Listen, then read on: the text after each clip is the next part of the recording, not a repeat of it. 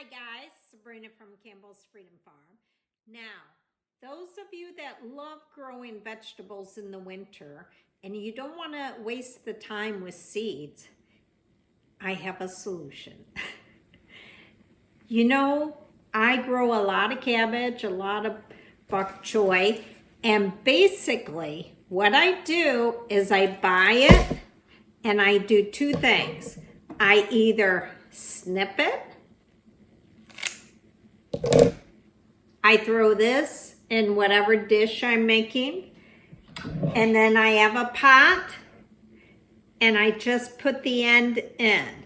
Now, can you see how they're starting to sprout? So over a couple weeks, they'll start growing and I re-snip.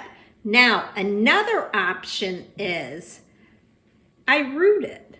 Isn't that great? What I do is I take 2 chopsticks, or you could use sticks.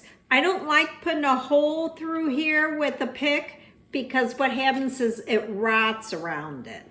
So I twisty tie it on, and the whole secret for the roots is you just put the little bottom on water and you switch the water daily. And then in a week to 2 weeks, depending on your temperature, you have this. So what do you do with it? Let me take it out. You take it out. You have a pot of soil with a hole. Put it in, and then you just fill it in. And that's it. It's so simple. So if you root it first, it's more secure. You really get a root system. And then all you do, again, chop off the top. Ooh. Dinner. And this will just keep on growing. It's an endless supply of indoor cabbage. Let me know if you try it.